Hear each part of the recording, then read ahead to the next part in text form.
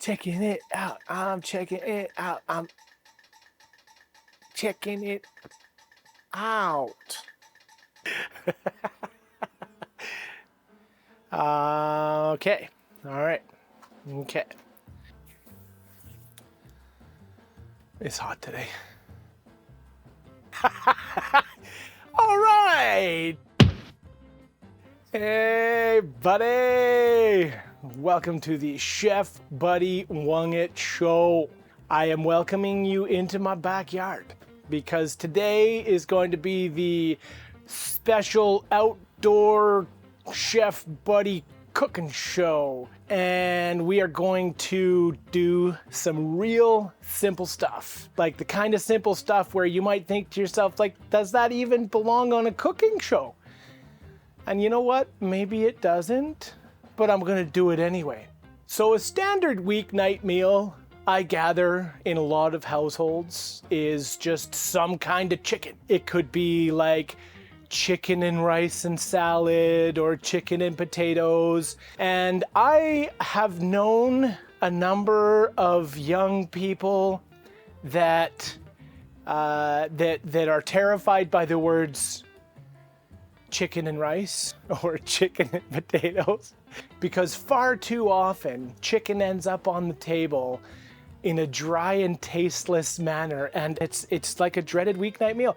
Everybody wants to be healthy because, you know, chicken, vegetables, chicken, rice, chicken, potatoes, you know, it's low fat, it's low key, it's got fiber, it's got all the things, so it's just, it's quick to make, let's roll it through. Well, I am going to share with you a couple of my secrets on how to make your weekday chicken and whatever meal absolutely dynamite. Because, like, why wouldn't you make your food absolutely dynamite, right?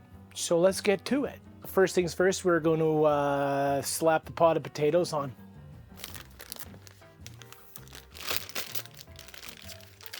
And we're just gonna cook them all, even if we don't need them all, because like potatoes, they're delicious.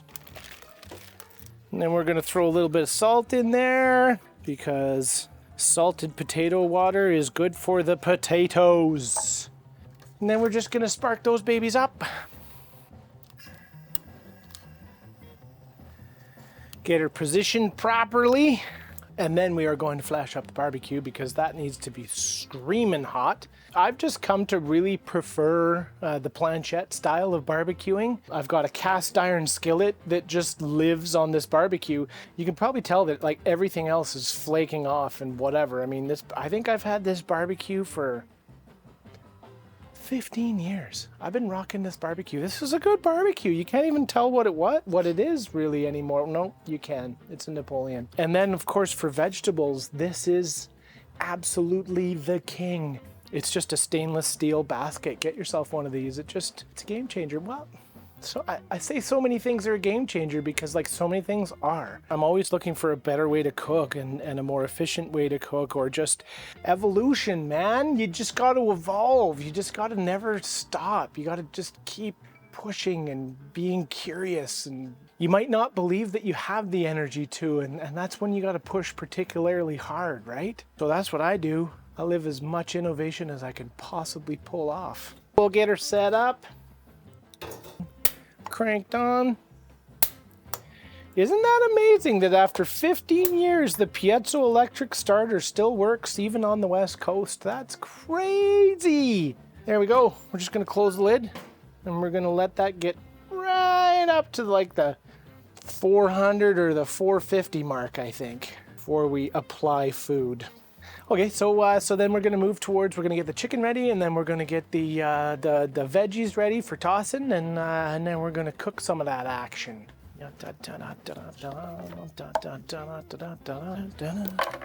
Okay, so chicken, right?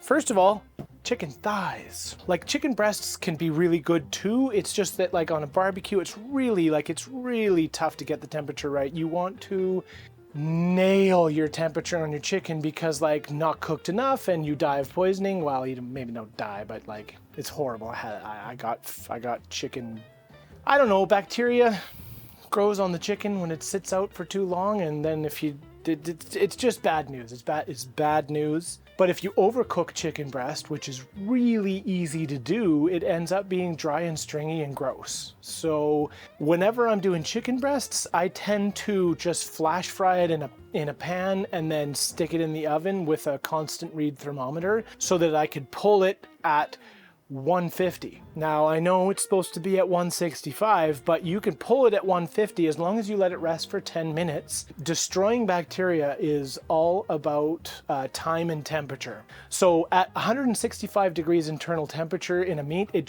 everything dies. Nothing lives beyond 165. Unfortunately, the meat dies too, and that's a tragedy. But if you pull it at, say, 150 internal temperature and just let it sit there, don't touch it, just let it sit there on the counter for 10 minutes, that's enough time at a temperature to kill any bad bacteria. And then you don't destroy the chicken breast. And now I would almost have done chicken breast for this episode, but I like chicken thighs better, and they're so much more forgiving. Like, chicken thighs only become good at 185 degrees internal temperature. You can get really aggressive with it. You can get a really beautiful char. Just barbecue with chicken thighs. It's the way. It's just the way. So we're just gonna lay these suckers out to begin the process. And now that I've handled... Oh, you know what? My brain's not working so great today. Yeah. I'm gonna go wash my hands real quick. Okay, no guarantees that I'm gonna get any smarter, but I'm gonna try. I'm gonna try not to make amateur mistakes, even though this is kind of amateur hour. Is that true? Is this amateur hour? I don't know. I've been doing this for a long time. I've been in food for a long time. Maybe it's not amateur hour. I don't know. Anyway, whatever. We're just going to spray it down with a little bit of oil. And then our good old trusty garlic salt. Going to give it a nice little covering. And don't be afraid. Don't be afraid of the garlic salt. Don't be afraid of salt. Unless you're medically required to reduce sodium, don't reduce sodium. It's the stuff of life. It's what makes everything delicious, What restaurant have you gone to and had a meal at where your mind was blown, where there wasn't a ridiculous amount of salt on it, right? And I think at a certain point, salt got a really bad rap, and it was oh, too much salt is bad for your heart and blah, blah, blah, blah, blah. And no. There's a lot worse things. I know that for some people, really, you do need to reduce your sodium intake, but, don't. Unless you have to. Because flavor. I don't know. You can Google that stuff. I'm sure. Maybe I'm wrong. Whatever. I don't care. You know what? I might die on that hill. And that's okay. So next we are going to give a nice little shot of paprika. And then we're going to flip it over and do the same thing again. And this time I'm not using my fingers, so I don't have to rush off and wash my hands. Little oil spray. These are great, by the way. You should get one. And then we're going to go with that garlic salt once again. Just cover every square centimeter of that. And then we're going to come in and one of the things you also got to understand about salt is that it really, really depends on what you're putting it on. The same amount of salt, for example, that you might put on meat, if you put it on vegetables, it will absolutely blow it out. So there's no black and whites. There's no one way to do salting. It's just, you just have to understand that when people talk about seasoning, they're talking about salt. So you just have to figure out what requires what kind of seasoning, and meat generally wants a lot of seasoning. So we're just going to do that, all right? That takes care of that. We're going to set that off to the side until the barbecue heats up. The potatoes are now at a rolling boil, so we're going to just turn that heat down just a touch. Just enough to keep it going all nice. We'll just go with that until it's fork tender. So next we're going to cut up the veggies for the veggie grill. So we're gonna wanna move right along because things are heating up pretty quick. I just kind of grabbed the veg that was in my fridge. We'll make a big batch because it's delicious and it'll spoil eventually if I don't. I'm kind of all about the doing things in as large a batch as possible, just get her done, and there might be a bit of waste, but whatever. I am all about efficiency in the kitchen, especially when it comes to cooking for a lot of people. Just get all the ends lined up there, basically. Whatever, good enough. Boom, done.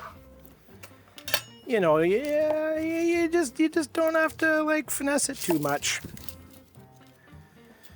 Now I gotta tell you, red onion, like, do not shy away from red onion when it comes to grilling. It takes on this incredible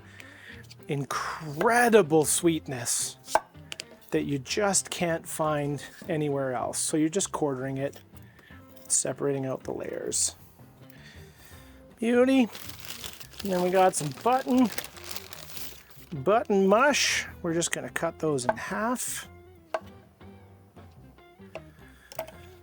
You know what, I'm gonna use up all these mushrooms because they shrink and they're also delicious. Although my preference for mushrooms generally is like shiitake, oyster. Don't be afraid of mushrooms. Like, there's a lot of great mushrooms to eat in my estimation. So like, get on them. Don't be afraid of the mushrooms. They're good. Okay, and then we're just gonna do a real quick processing of pepper. Just take the top and bottom off and then just run around it like so. Nice. Put that off to the side, throw that in the giggles bucket, rip that out, throw that in the giggles bucket. Everybody's got a different way of doing peppers. Doesn't matter how you do it as long as it gets done. And then we're just gonna cut them into fairly aggressively sized pieces because it's the grill. And that's it. That's the grill. We're gonna throw some olive oil in that.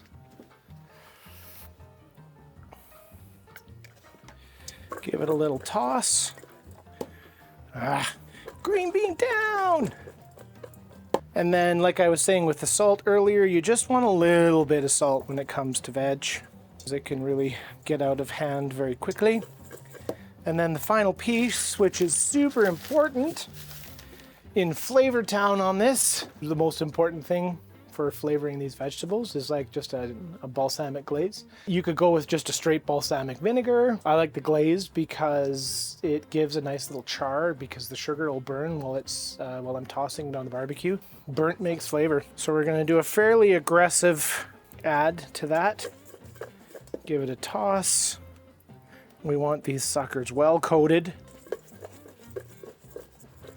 That's looking pretty good. I like that color. It should look a little bit brown. And we're gonna slap that on right now because the vegetables by far take the longest when it comes to grilling. So at 450, that's gonna be smoking hot. Let's go.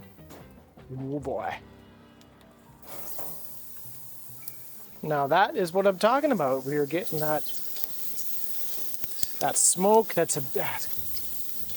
The flavor that comes from that is absolutely spectacular. And you can hear that squeaky squeak of those vegetables as they hit that super hot metal. And then we're just gonna close that top and let her go for a bit. And then I'll just come back and toss those every once in a while. So, what am I doing? Did I mention how hot it was? Right now? Sheesh. Okay, I'm just gonna grab some parsley. Parsley is a wonderful herb. It goes in so many ways, and there's two kinds of parsley. There's this parsley, and then there's flat leaf parsley or Italian parsley. I actually generally prefer the flavor profile of regular parsley over Italian parsley. Personal preference, but like sometime when you're in a grocery store, grab a leaf of regular parsley and eat it, and then grab a leaf of Italian parsley and eat it, and then just see what you prefer. Because why wouldn't you? It's like I never buy grapes unless I taste a grape, because like great grapes are great, but bad grapes are not great. Well, let's see where we're at. Oh baby, look at that beautiful caramelization starting to happen. Some nice charry marks there. And man, that's hard on the knuckles because it's really hot. You know, I probably could have put the veggies on even before I put the potatoes on, because they just take a while. So keep that in mind. If you're going to do a grilled veg, just start it a half an hour before anything else really needs to happen, or like maybe 20 minutes or something like that, because I don't even understand why. Why would vegetables take so friggin' long to cook, like compared to chicken? But there's some science there that I don't understand. Just trust me on that. Get it started right away. Oh, mostly water. That would be why. Because vegetables are mostly water, and it just takes a while for them to, for that water to evaporate out so that they can caramelize down. Oh man, you know what one of the worst things is when you're making stuff like this? Is that like sometimes stuff that comes out of my mouth, I don't realize that it's totally wrong until after we've released the episode. And then I'm like, damn, I totally screwed that one up. But like you can't go back and fix it. Like what's done is done. So I want to apologize in advance for anything ignorant that comes out of this pie hole.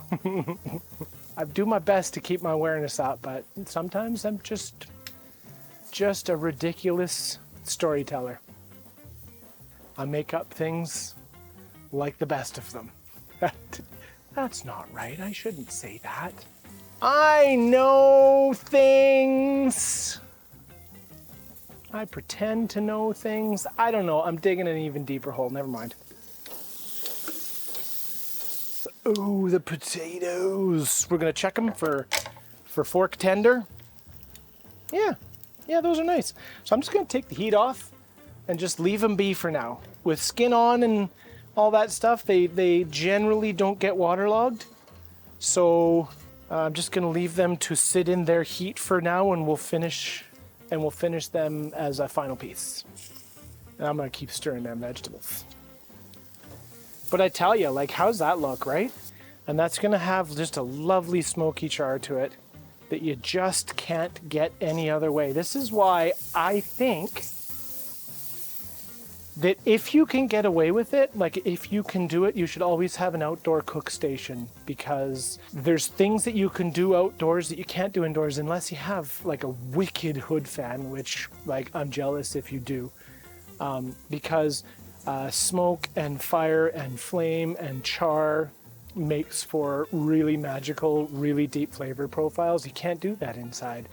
So set up a burner, set up a barbecue, and like sometimes cook the crap out of stuff, because it's delicious to do that.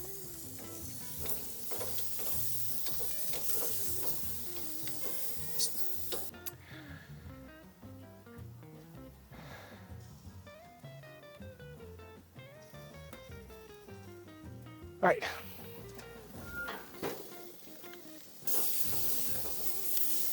Oh yeah. Oh, there it is. There it is. So that tells me with that there's some nice bit of caramelization happening. Everything has softened down. It still has cook time to go, but I can now do the chicken. And we're gonna slap these chickens down. Oh, how's that? That's pretty dang hot. So we're gonna go with 3 minutes on the first side, and then probably 5 or 6 minutes on the second.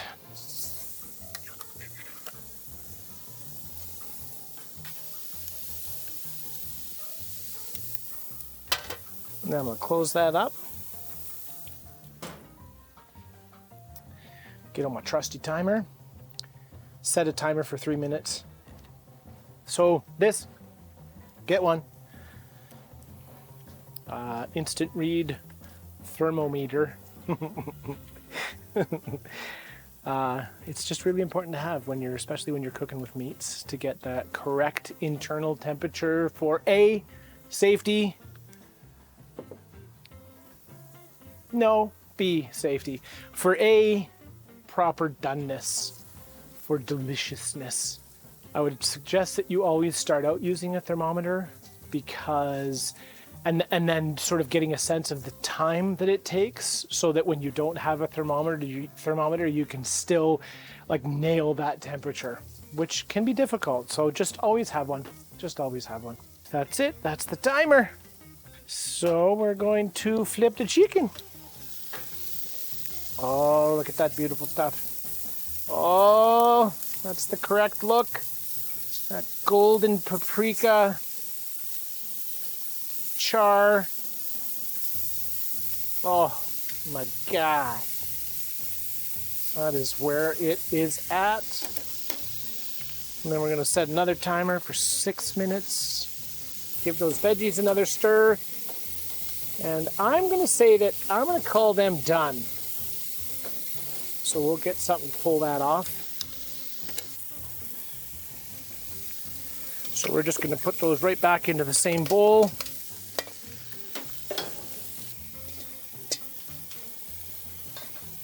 Oh, just look at that. Oh, that flavor. The flavor. And we'll set that off to the side. And look at those beautiful things.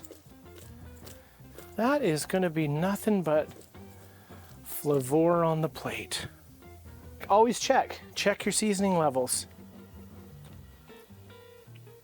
Yeah, a little finishing toss with the kosher salt. Kosher salt. Buy it by the box load. That stuff is brilliant. See how that comes together. There we go. You just want that. It just, like the proper seasoning, just absolutely accentuates the food itself. And I think we could probably drain those potatoes and get them going as well, because that chicken's going to be coming off fairly soon. I'm just going to go offline and do that. We're going to throw like a half a stick of butter into that. Just slap her down all in whole. Just bop. Because butter is flavor. And then we're going to throw in some parsley. And then we're going to throw some capers in there. Capers are just one of the best little things in the whole wide world. I'm going to throw a bunch of capers in there. And then using the fork, you're just going to stir it around a bit, and you're going to start breaking each of those potatoes. This is not a mash, this is a smash. And we're just going to break each individual potato because we want it to absorb all of the delightful flavors of the parsley and the capers and the butter. That's looking good. And then we're just going to stir it up. And it sort of mashes itself, but it also stays sort of thick and smashy at the same time because you want those big chunks. I mean, just look at that. Seriously though. Now once again,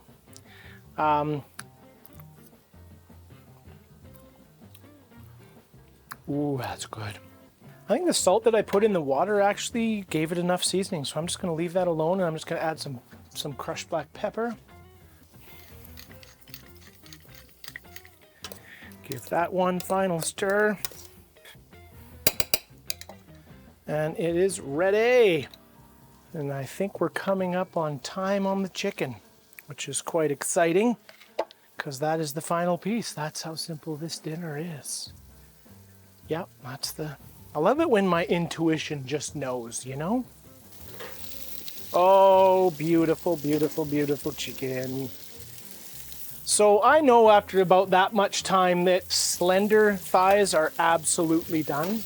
Don't have to wonder about those. But I'm just going to temp check some of the thicker ones.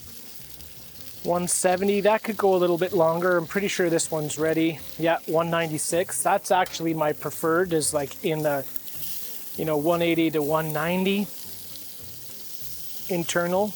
Even if it hits like 200 or 210, it's not wrecked.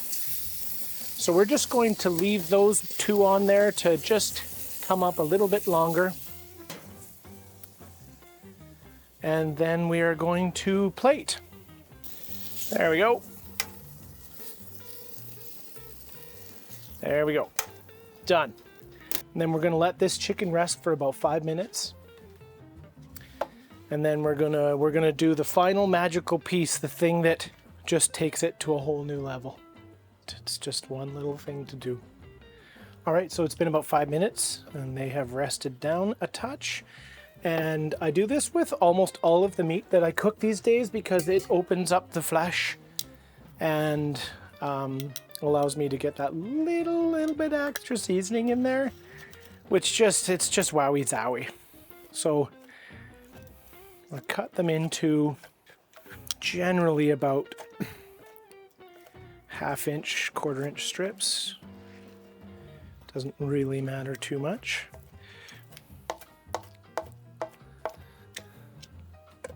And then we're going to put that all in a bowl.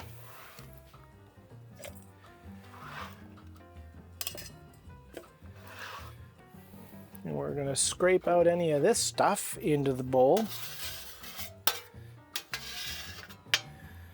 Because that's all just flavor crystals. And then we're going to give it its little finishing salt touch.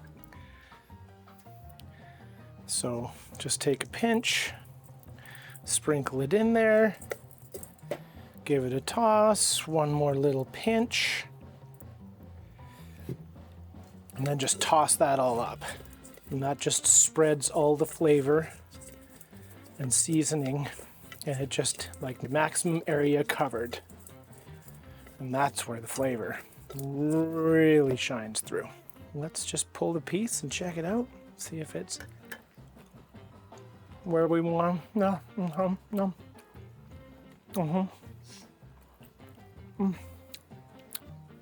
Oh, that's killer. Like that is just, that's nuts. You definitely need to do this. All right, so we're gonna plate it up. And we're gonna slap down some of these potatoes. These beautiful, beautiful potatoes with their little caper flavor bombs. Yeah, the bees are happy. They want to be a part of this. Give that chicken one more stir. And just lay it on top like so. And then we're going to get some of these yummy, yummy caramelized vegetables. Just all around the plate. And there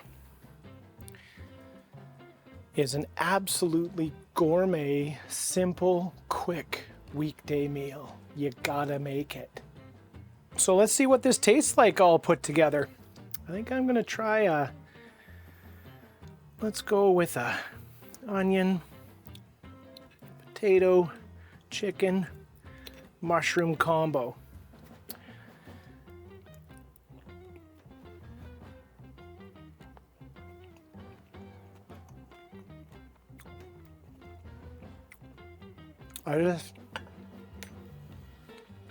It's just delicious. It's just a beautiful, delicious meal. Thanks again for watching Chefbuddy Wungit Special Outdoor Edition.